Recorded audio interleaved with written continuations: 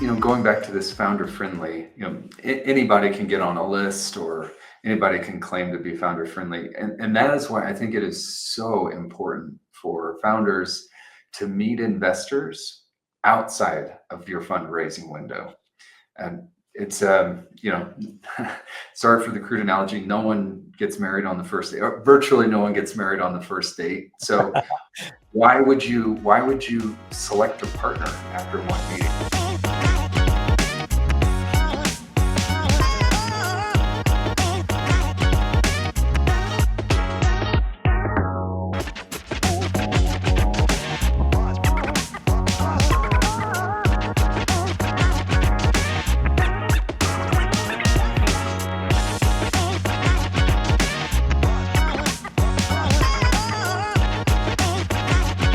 Hello, everyone.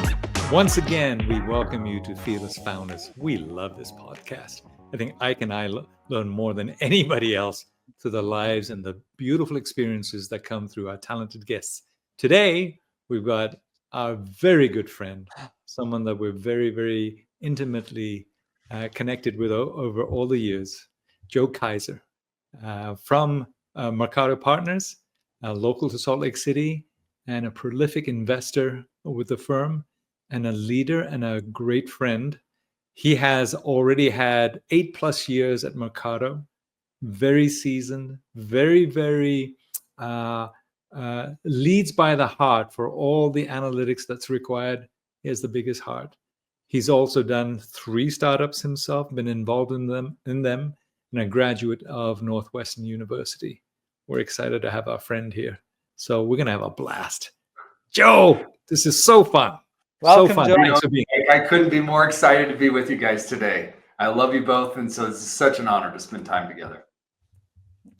Joe, I'm gonna love this episode, and I'm one of the few people that can call you friend. So thank you for being part of it. My absolute pleasure. Before we start, can you tell us about the recent announcement? Did I hear that right? Inc. magazine named you guys something? Yes. We are one of Inc. magazine's founder-friendly firms, investment firms. Wow. We're the only VC in Utah to earn that recognition. Well, congratulations first, and I can confirm that firsthand. you were my VC, and you were definitely founder friendly. So, what does it mean? If you don't mind, what does it mean for a VC to be founder friendly? Well, I appreciate you asking me that question to start, Ike, because it's something that I continually try to refine the definition for myself. And I think it's such a core, it's so core to being a great venture partner to founders. So I think it's important to start with what it's not. I think all too often there's a founder friendly equates to just being a rah-rah cheerleader. And that is one of the worst things for a founder, is just to get a yes person. As you know, Ike, and founders don't need that. You can call your mom and get, you're awesome, you're great. At Mercato, one of the ways that we think about it is, and we measure it. We do annual surveys, and it is one of the central KPIs that each of the investors is measured on. The question we ask is, are we the founder's first call? And by that, I mean something good, something bad, but something important is happening in the company. And the founder is trying to come up with the framework, not necessarily the answer, but the framework of, how do I tackle this? How do I tackle solving this question?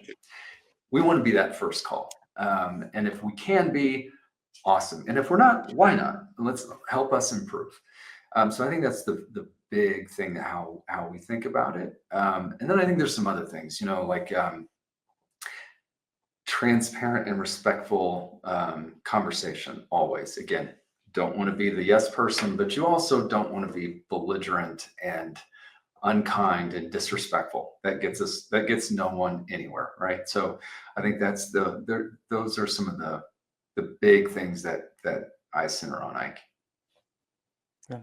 I'm writing notes on this because it's what you're saying is so key, and I can tell the audience that I have had enough a working relationship with Joe and the entire team that these elements are indeed unique to Mercato.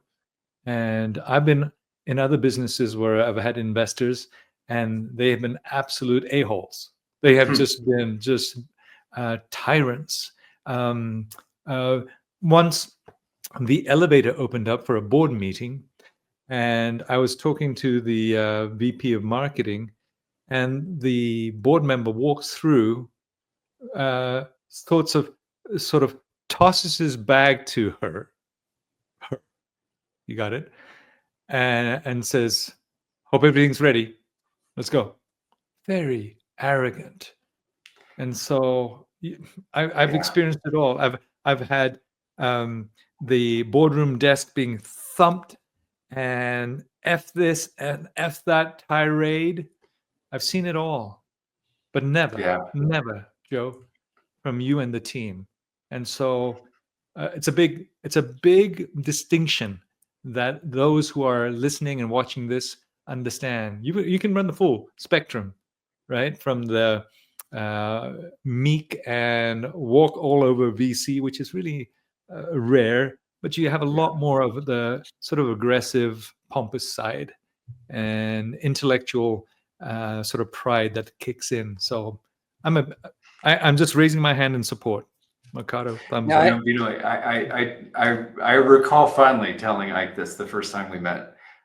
If I'm ever the smartest person in the room, we're all in trouble. So you will. It should not be that the investor, is.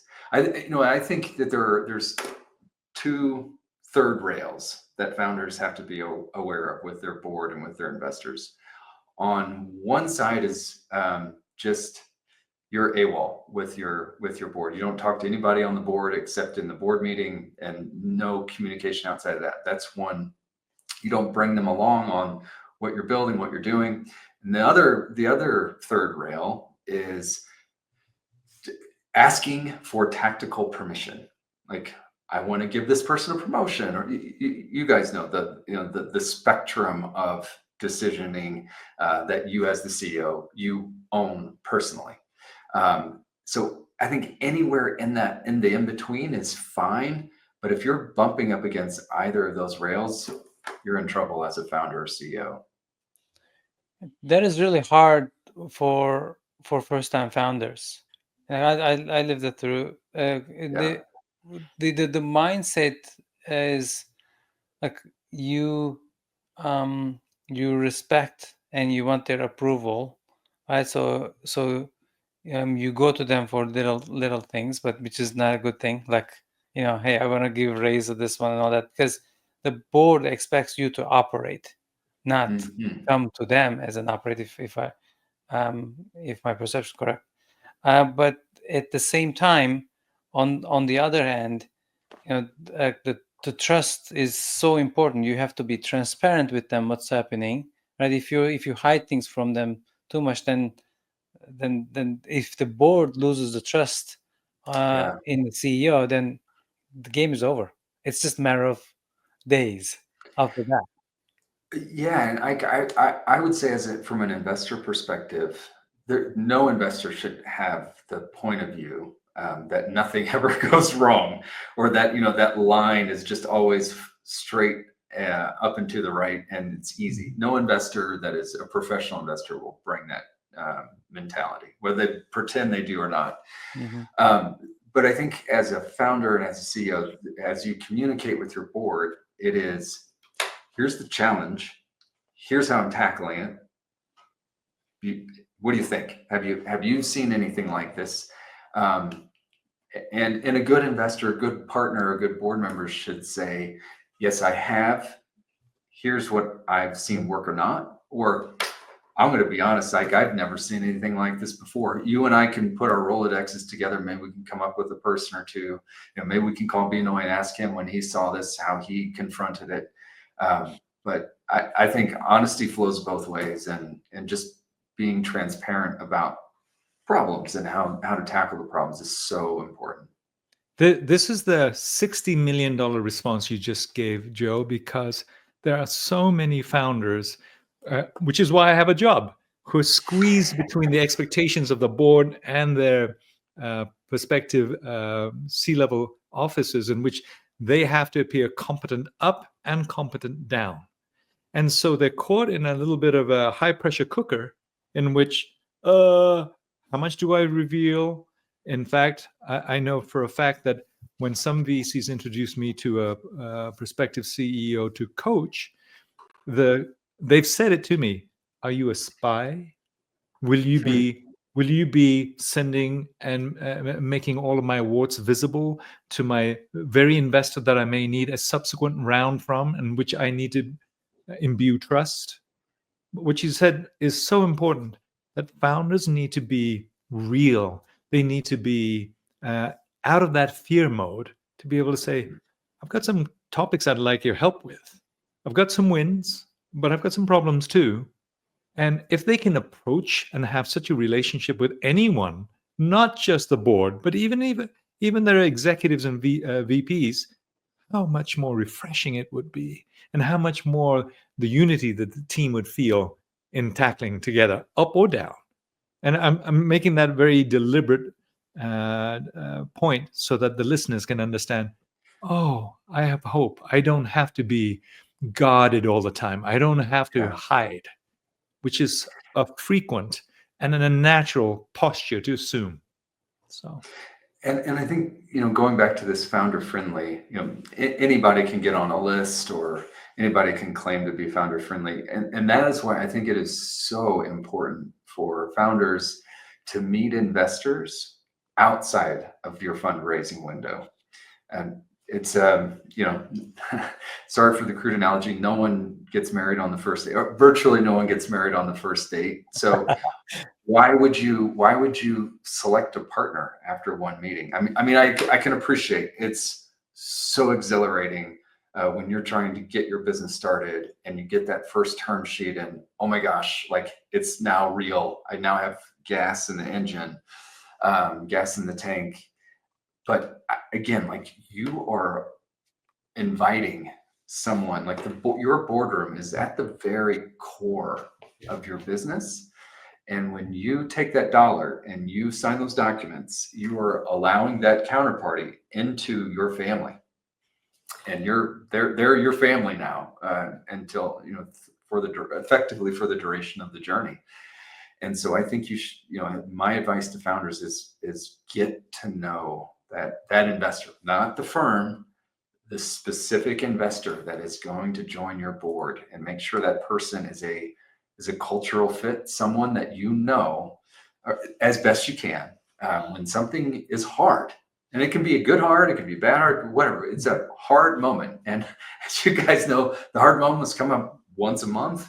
A hard moment comes up. Is this person someone that you're going to freely say, I'm going to pick up the phone, I'm going to call Ike, and I feel good about this? Or is this going to be like nails on the chalkboard? Is there any way I don't have to do this? If it's the latter, gosh, this is going to be a really long journey. I think this is one of the reasons I love Joe, because he walks the talk. Bino, I don't know if you know this, but when we met, he first came to my office. We met there, and then Joe invited me to an LP meeting where I experienced how they handled the successful startups and the successful startups that were not very fortunate. I remember one startup, like the building fell out with all the engineers inside or something. Like, it's crazy things, but I was able to experience that. And then that wasn't enough. I think it was an MBA game that you and I went, Joe, and then countless hours in their in their office, of course, before we signed it. So kudos to you, Joe. Still going after that. And the second thing, Joe, I remember correctly, we were talking about, I think it was like the Series B times. You said, Ike, that like it's not about the firm, it's about the partner. Because one partner, I remember you gave me like one partner from that firm. You told me like you wouldn't want that in your board, but the other partner from the same firm was also just I wanted our audience to understand that nuance. Just because you saw the name of a VC firm doesn't mean you want to work with every partner there at the board level. 100%. Right? I think you first, Ike, I think you and I saw the last time the Jazz won a game, but we'll leave that for another conversation. That's another podcast entirely.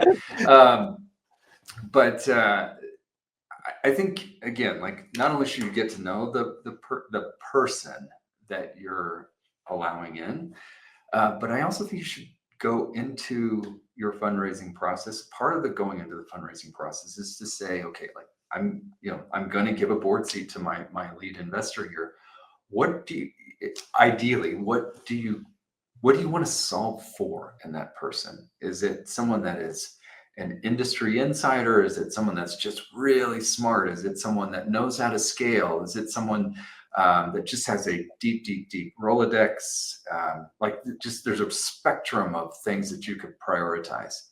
And I think that's what you start there. And then, but Ike, you are absolutely right. Like, I won't throw too much shade, but very name recognizable investment firms that I've worked with and done multiple deals with, and the spectrum, from partner to partner to partner, and personality and methodology for engaging with the founder and the CEO, wildly different. And one person, oh my gosh, never in a million years would I even want to do business with that person. And at the other end of the spectrum, it's people that I look forward to seeing every time I go to New York. I look forward to seeing them. So I think they're just, the name on the door doesn't mean anything. Well said. Well said, Joe. I have to continue this thread for just a little bit, because I know how it feels when, as a founder, you are hemorrhaging cash, you need to get payroll met, and you are desperate. And the light at the end of the tunnel looks like a teeny pinprick of hope, right? And so any investor who even shows a little bit of ankle, you're already suddenly on them because you are desperate. You want to have some cash, and so it really almost reduces the clarity of decision making because of the emotional level of worry that they have and the fear that they're going to run out. In that moment, yes, as you said, well, you really got to know them. You got to do this and this. But dude, I gotta close something fast, says the founder. Just with that, and in fact, you can relate to this too. What advice would you give when they are that desperate? Yeah. Speaking of priorities, payroll is almost always the priority.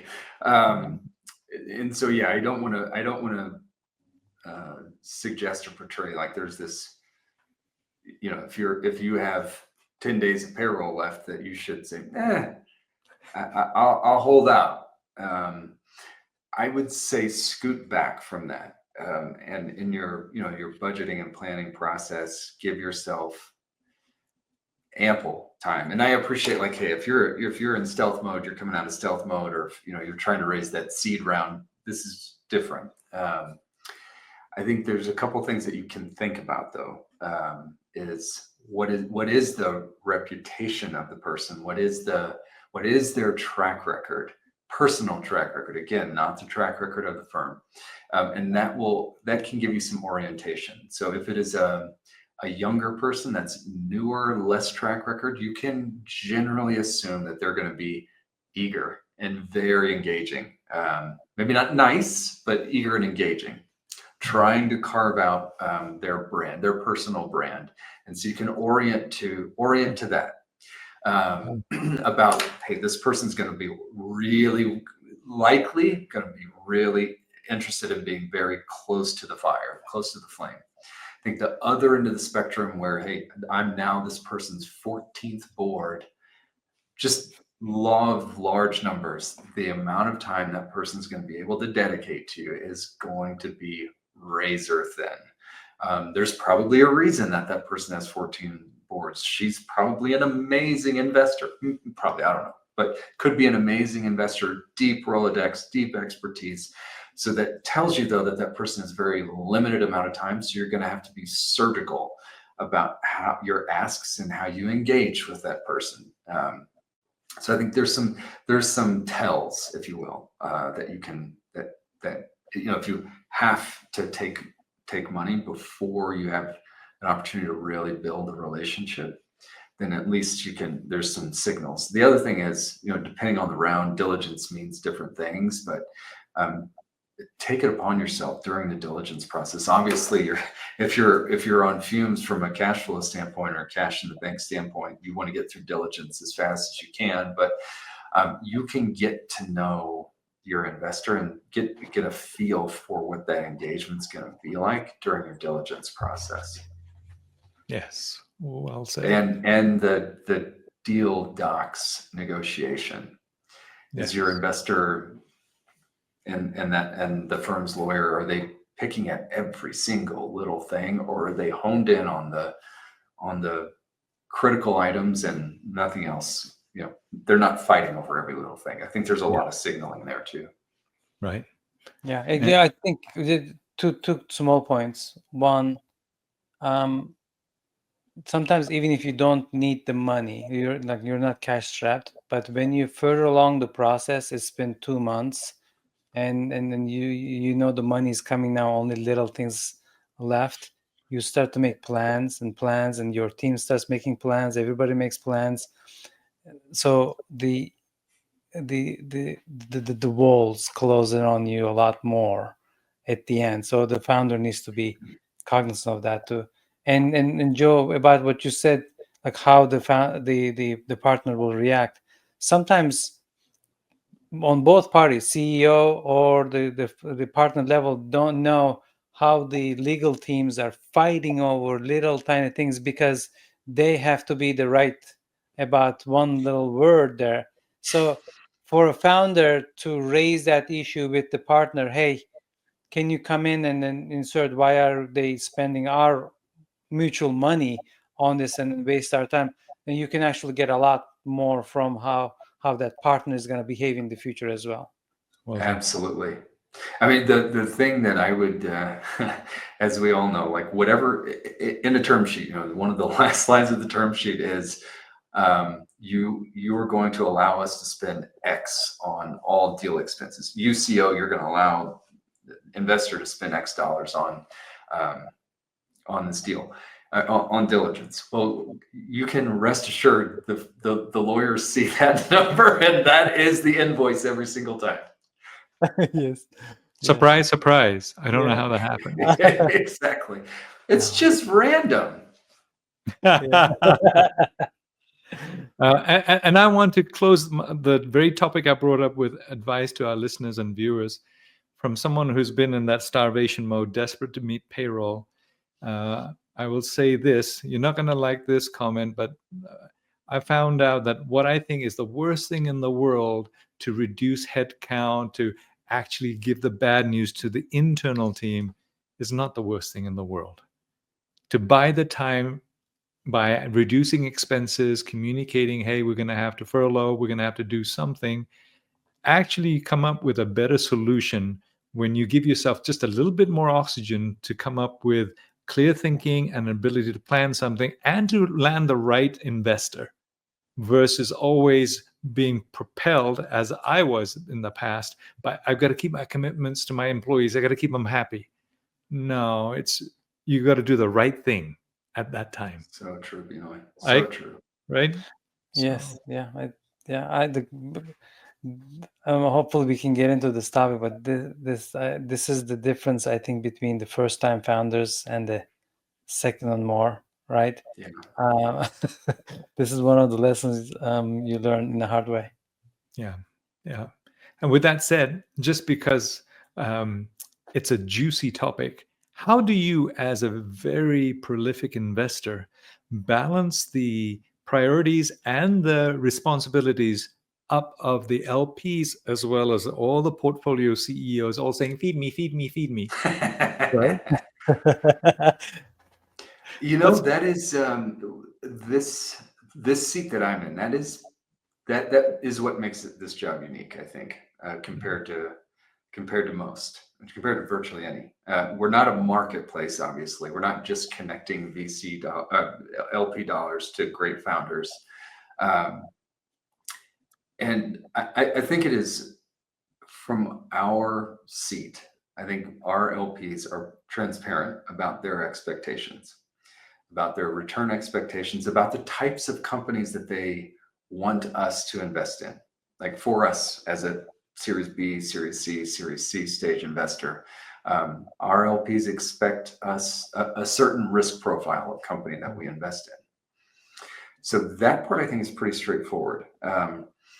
And then from the other end of the spectrum, with how do we align with the CEO? I think that is the key thing. Is I have learned I've learned lessons over the years, and I fundamentally believe that the responsibility of the investor is to help the CEO construct an investment arrangement and a deal that creates alignment and does not create air gaps between what's good for the investor and good for the founder, good for the rest of the cap table. I think when that occurs, it makes things hard, because you will find those pockets of misalignment in your journey, and it creates problems. So I try to avoid ending up in creating those scenarios. Sorry, I don't mean to be vague, but I hope that's clear enough.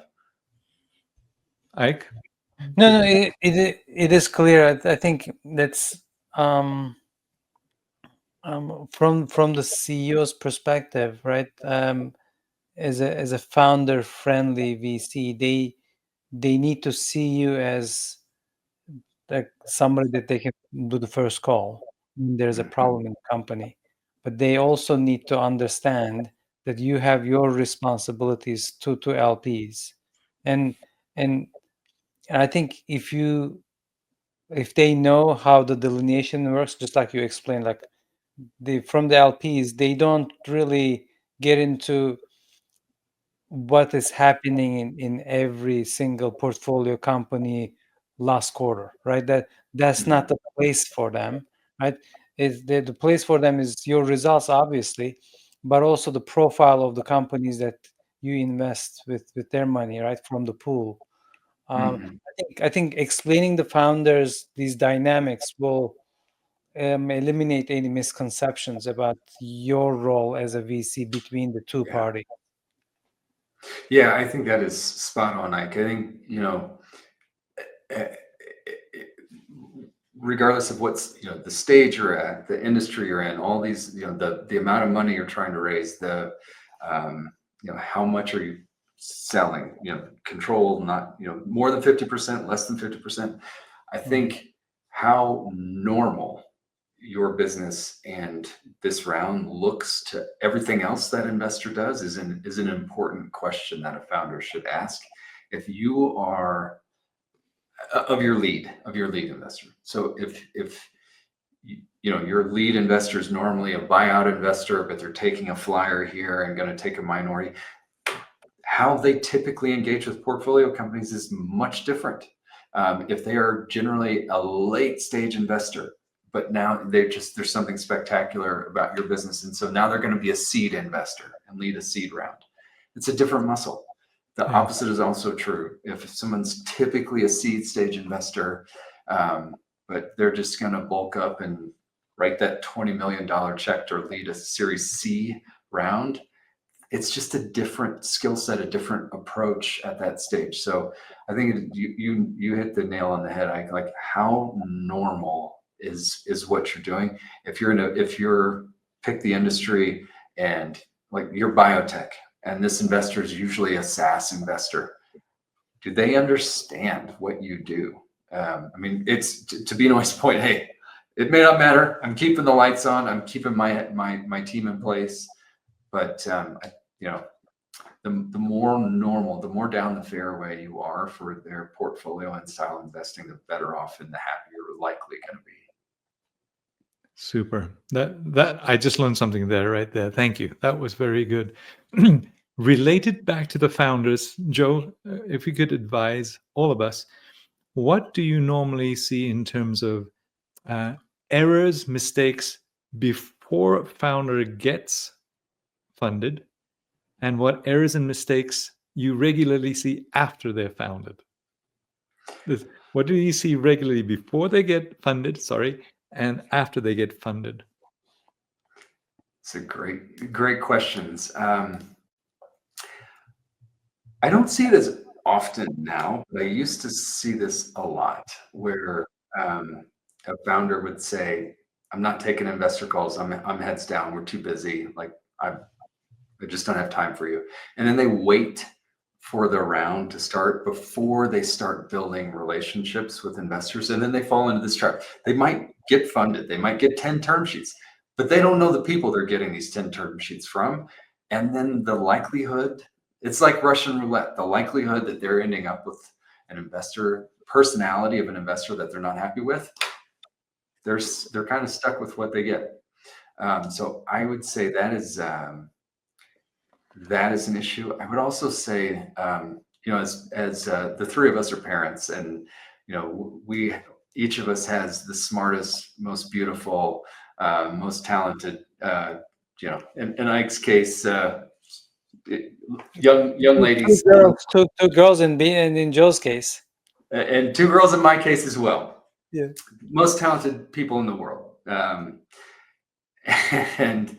I think they are, but the rest of the world may not think they're the number one smartest person in the world. So I think as founders, it's easy to fall into that trap as well, thinking that this is the best company that any investor in the world is going to come across, and it's going to be a fast process. It's going to be a layup to raise money. And so I'm going to wait and time my raise perfectly, because although my lawyer said it's going to take 6 months, I only think it's going to take 6 weeks. And then lo and behold, I'm wrong. And so I would say that's the other thing, is build in a lot of cushion, maybe, on the time that you need to raise. If it goes fast, what'd you lose? But if it's prolonged, to your point, Benoit, what levers do you end up having to pull? The other thing is, I would definitely, sorry, this is all investor oriented, but I would make sure, getting back to this, am I an N of one? Am I likely an N of one in their portfolio? Or do they have other, it's like that Sesame Street skit about which one of us doesn't belong. Not like the other. Yeah. You don't want to be the company in their portfolio that's some extreme outlier. You want to, generally speaking, you want to more or less look like everything else they typically do. So I would say those are some of the traps that founders might fall in the fundraising process. I don't know that this is a problem, but again, I spend all my time, generally speaking, Series B, Series C, and after. My counsel for founders when they're thinking about building their team is hire C-suite people that have done what you need them to do before. Don't let people learn how to do a job on your dime. When you're early stage, that's probably not the case. You can't afford those kinds of people, and there's probably not enough meat on the bone for them to do the thing that they're trained to do. You need utility players. But as you get to 5, 7, 10, 15, 20 million in ARR revenue, now you're at a point where you can start to hire specialists, hire a VP of sales that's been a VP of sales before in your space at your stage. They know exactly what they show up. Cameron, They show up, they know exactly what to do the day they show up. They just need to know, learn your product, learn your culture, and they are off to the races. So I think that is the consistent theme. And then the other point I'd make, Binoy, is when, as a CEO founder, when you're at zero in revenue, there is a job description, a job requirement, which is I do everything. When you're at $1 million in ARR, the job changes. When you're at 10 million, the job changes. And when you're at 50 million, the job changes. So I think knowing that my job is about to change and sort of getting the framework of what that change needs to look like for the success of my company is really important. The sort of the rule of thumb that I have, Binoy, is what are the, at my stage, the Series B, Series C stage, what are the 5 things that CEO founder, that I have to do, that no one else in the world can do, more or less, except me? Those are the things you really need to focus all of your time and effort on. And then everything else, push it off the plate, push it off your calendar onto the plates and schedules of the people that you entrusted when you hired them. Wow. That, Fantastic. yeah. Love it. One guy's opinion. To add to all that, like I think I'm living this through, like I'm hiring these days a lot, so this is fresh in my mind. I'll have 2 comments. First is, when you want to scale, let's say you're hiring a C-suite, right? Like Series B, Series D, whatever, 10 million, 20 million, and you're bringing somebody expert that's going to scale. You, just because they worked at a big company with 100 million doesn't mean they're the right person. You're looking for 100%. somebody who took it from 10 to 100, and you are looking for if they were the ones who actually hand in the kitchen, not they just benefited from a market trend or something external, right? That's one. Oh, Number yes. 2, like I interviewed 3 people in the past couple of days. This is for a QA job. This is for a startup, right? So, in my case, I hunt them on LinkedIn. So this is not inbound. This is just outbound. Me finding these people, and these guys started as an individual contributor.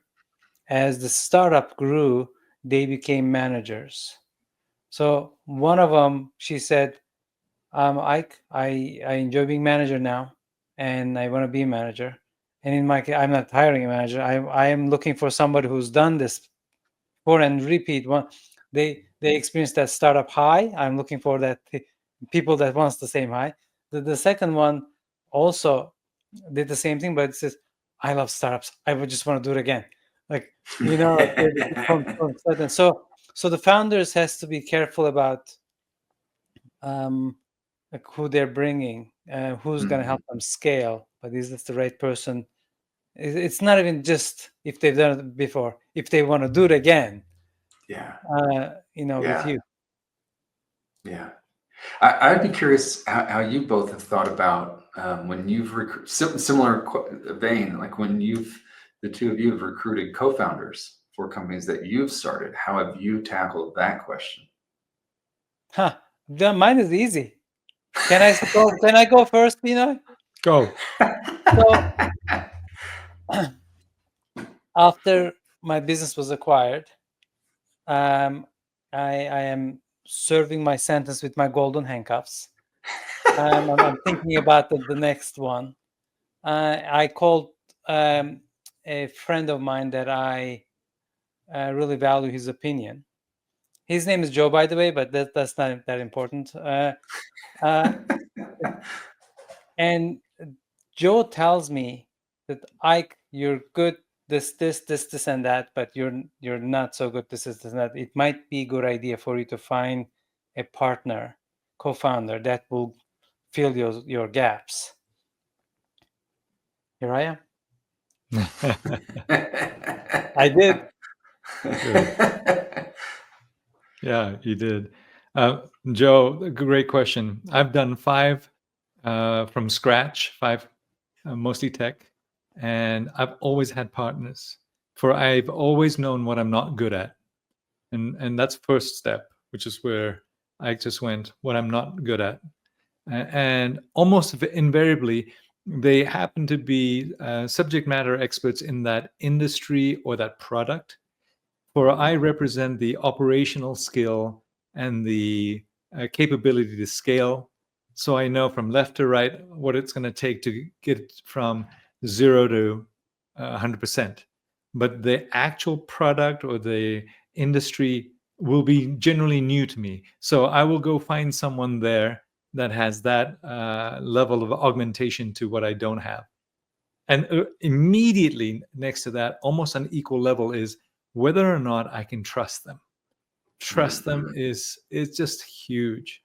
And there's my mission, vision, core values. My simple core value is don't work with turds. So I cannot have the business jeopardized by someone that I cannot trust, and particularly not when it fails, but when it becomes successful. And then I get to see the real ugly green gorillas emerge. And so to negate that second element of trust, I almost always create what I call a divorce document, where we discuss this ahead of time before any amount of effort and passion and excitement overrides the logic required to think through everything. I have a divorce discussion, and a document is written up so that it reduces, not removes, reduces the emotional wars that can erupt later on. And I will tell you, for whatever reason, I've been very successful. All 5 of my partners from 5 different distinct businesses, we're still great friends. None of them have tried this. And and I wrote a blog post about this. Partnerships are fraught with risk for so many reasons. Everyone's coming in with different baggage, different expectation, different skill sets. They're all trying to put on the best foot forward and face, and you don't know. And then when the pressure starts to kind of compress, and then you see the ugly warts. Oh yeah. So, sorry, a little bit of long bit on that, but I've had enough experience on that I had to tell you those are the 2 reasons. How about you, Joe? You've probably seen board meetings with multiple founders, the companies with partners. What have you seen? What advice do you give? I think that I can't imagine having the conversation myself, but a lot of times when we're investing, it's that moment.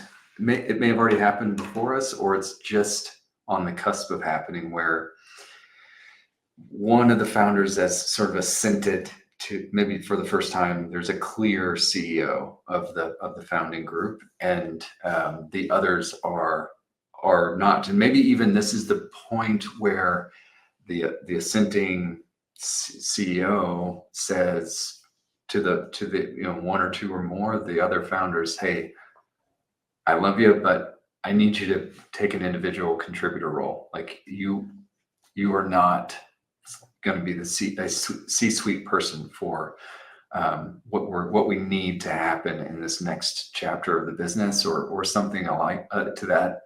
And I can't imagine how hard that conversation must be. But I also know that as the founder that was selected to be the CEO, you can't back down from that moment just because of I don't want to have the conversation. You have to do it. Yeah. Yes. We've talked about that, Ike, as a leadership team amongst all the other companies that I've seen. And so that leads to this one question. We're going to run out of time so fast. When everything looks good, Joe, everything looks good, and all of the due diligence has worked out fine, at least in terms of leadership for now, in terms of that, what has stopped you from actually signing the document and saying, let's do it? When everything else is all good, what element of leadership would make you pause and say, nah, we're not going to do this? We're not going to invest. Yeah, again, this goes to my stage. Yeah. And I think it is absolutely critical at that Series B and beyond stage, that the CEO founder is I can't remember what it's the exact parable, but it's something like the genius and the thousand helpers. And essentially it's the hub and spoke approach to leadership. Yeah. That does not scale, Yeah. versus something that the more traditional pyramid structure. And it doesn't have to be perfectly pyramid, of course, but I think when we run into founders that have to be, and it's usually not ego, it's just personality driven, that they just have to be at the center of all decision making, that breaks very quickly. Great future employees will not work for that person because of it, and you just can't scale. Yeah, it's the team that can they build a team that will scale besides them. Absolutely, Ike. Yeah. Too many times, as I am also counseling and working with leaders, just yesterday, somebody said, Ike, it was you, that, oh, I'm not the best social marketing guru that I thought I was. Yeah. And that I outsourced it and they produced better yield. Oh, right. Stark realization. So you're absolutely right. Absolutely right. I think it's like I want to bring up the ego here. This also goes with the partners you have. Like if the founder can come to a stage that I am here to build a great company, and the great company's qualities are this, and that, and it is my job to get those done, whether I delay them or not, right? Because maybe I'm in the seed stage, Series A stage, but knowing what the company needs now, and you set those up and you remove yourself from it, I think that's the key point. You can do that with your co-founders. You can do that with your C-suite executive, whatever. This is what business needs. Like when I did the FS out, it was so clear to me. From day one, it was like that, and I wasn't even the CEO, even though I was the founder, right? Because the company needed somebody else to be CEO in the early stages of the company. So that's my advice to all, even the social media one, is just like do what's right for the company and remove the ego out of it. And I think I just nailed, just displayed a central tenet of what I look for in a personality. Back to your question of what would, from a leadership standpoint, what would scare me as an investor away? You have to be hungry and humble. I used to have the pleasure of working with a CEO. His name is George Mulhern. He was CEO of a company called Cradle Point in Boise, Idaho. And George used to say, you better be hungry and humble or the market will make you that way. And I think what I just talked about his journey, like, hey, I was the founder and I recruited a co-founder to be the CEO. Like, what a display of humbleness, to know where he is in his career arc, to say, I don't have it right now to be the CEO of the company that I founded. That's just amazing. And that is, I think, what it takes to be a great founder. Yep, absolutely right. And I saw that too the very first time I met Ike. I have to sneak this question in. We're running out of time. That's probably the last one.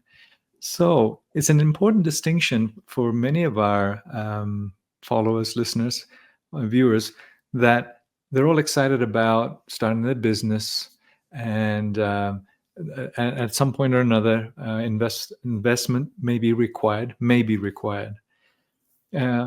What is the important company maturity that they should anticipate being at before they look at a B round investor like Mercato versus so they got an A round or a big fat seed or something. So what's the gap that they need to be prepared I to love go it, to a B round? I love it. So there's a real distinction between what early stage venture wants to solve and what we'll call it late stage venture or growth stage wants to solve. So early, that traditional seed or A stage investor, they are looking to help you find out, is this thing going to work at all? Can I build I have in my mind's eye, this product is going to do X, Y, and Z and solve this customer problem. Can we actually do that thing? That is what a seed and a Series A investor want to help you solve. Generally speaking, when you get to the Series B, and then certainly after the Series B, that is the point where you start to say, we're transitioning from, can I build this thing and can I sell it? Is there I believe that there is a customer problem that I'm solving, and that's what you're trying to prove. And then when you get to the B and certainly past the B, now you're in this moment where you're asking and trying to answer the question, how much of this thing that I've already proven, how much can I do? And start to think about, what are the unit economics? What's the margin profile? How do I take my net retention ratio from 95 to 105? You're starting to get into that type of questioning, as opposed to, how do I get my 10th customer? How do I onboard my 10th customer? You should be past that kind of questioning. So that's kind of how we think about it. Obviously, there are edge cases where you'll occasionally hear about the Series D company that's raised $100 million and they haven't even sold the product yet, but that is not down the fairway.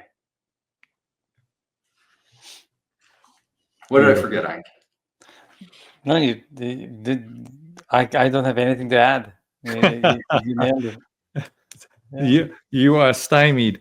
We need to close. With this fabulous discussion. I know. I'm going to insert one more question real fast. Go for it. Yeah, just because at your stage, people don't know what a Joe Kaiser does in the day in the life of. A real fast, what is a day in the life of the very busy investor look like, so that those who are starting up go, oh, that's what they do. They just don't sit there, just dispense. 4 hours of golf, and then 2 hours of wine tasting, and then 2 calls. We say yes or no, and then that's it, right? I rarely have food at my liquid lunch. Kidding, of course. I wish. No, the first thing is no day looks the same as the prior. I spend a lot of time with my portfolio company CEOs, and it's usually I'm on call for when there's someone that needs to talk about something. So I definitely try to carve out as much of my day to tackle that as possible. And then I break the day into thirds. A third is prospective CEO conversations. A third is current CEO conversations. A third is helping portfolio companies solve problems. And then the last third is talking to LPs. I like his math. Yes. Every day's new, though. Every day's different. That's why I love the job, is I get to work with great people like you all, and just learn from founders like you, and try to build capitalism in this amazing country we have the privilege of living in.